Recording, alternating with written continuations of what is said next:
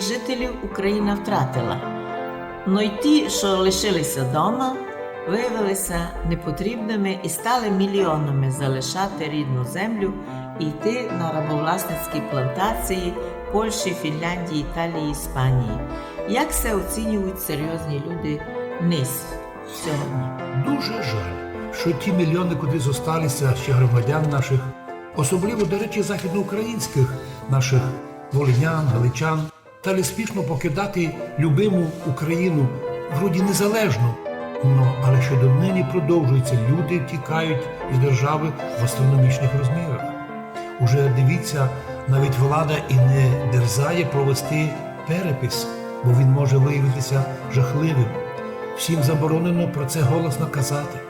Це реально вже непоправна втрата. І, як кажуть многі люди і русини, це наша загальна національна трагедія. Дуже жалко.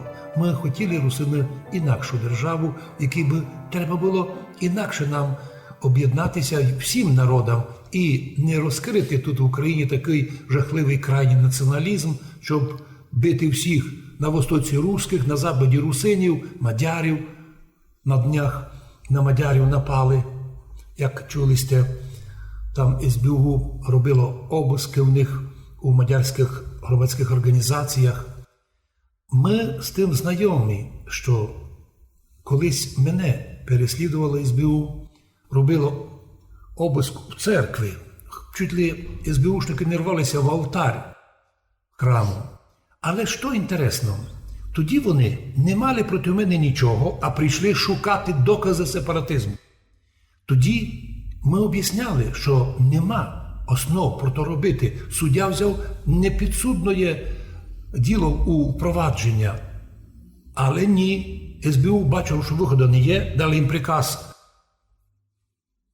відкрити проти мене кримінальну справу, доказів не було, дали команду суддєві. А от то суддя тепер 4 роки шукай. Найдеш, подивимося. Тоді, я думаю, в той час, пам'ятаю, мадяри і мадярські товариства не стали на захист мій. Просто рахували, що раз сепаратист, а от ми ся не вмішуємо. А, до речі, там наш брат Василь Бринзович, я з ним був депутатом обласної ради, навіть він у обласній раді ніколи не став на захист, ніколи не заявив, що чому ви судите отця Сідора. Він ніколи ні в обласній раді, ні в церкві, ні на вулиці, ніде, ні в телебаченні не заявляв заклики про сепаратизм. Однак не хотіли.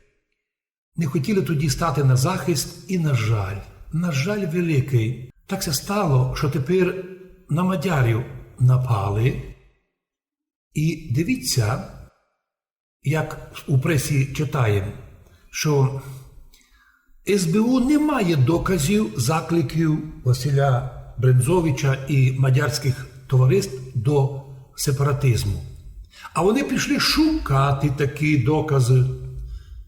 Там якусь листовку знайшли, якусь книжку знайшли. Що це за дикарство?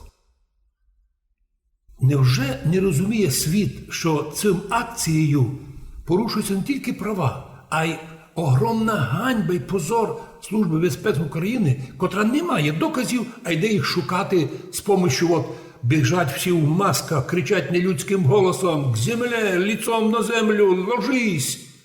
Що це за дурниця? У якій Конституції прописані права тих людей у масках? Хто дозволив людей бити на землю? Де в якому законі прописані такі напади на людей, котрі живуть у фірмах? Фірма нормально, це не ресторан, це не якесь збіговище бандитів, а вони залітають долів усіх землі. Ми, на відміну від мадярів, які тоді нас не підтримали, ми сьогодні можемо казати слово протесту. За чим? Переслідувати мирних наших мадярів. Ми свідчимо, що на Мадярщині і в мадярах тут наших мадярських селах ніколи не було закликів до сепаратизму. Окремі вирази не можуть бути визнані нормальні.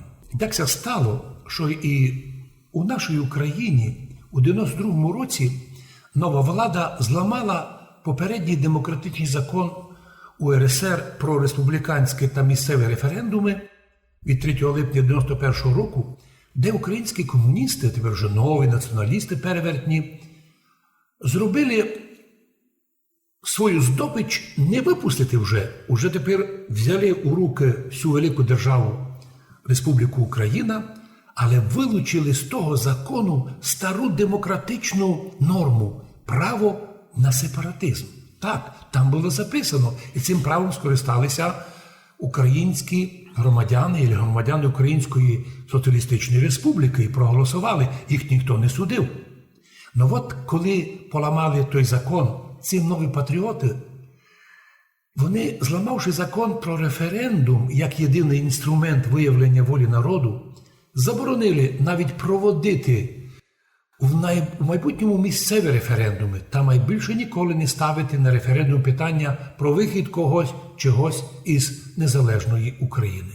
При цьому співають пісню, що йдуть до Європи, а закони Європи дозволяють це.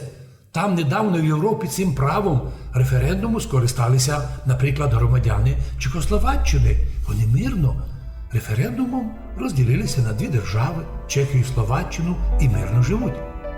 Якщо б Сталін не вирвав Підкарпатську Русь Закарпаття з Європи в 45-му році, і ми були залишилися у складі Чехословацької Республіки і Федерації трьох національних держав Чехії, Словакії, Підкарпатської Русі, то многі, і особливо наші історики, кажуть, що наша історія могла би бути зовсім іншою.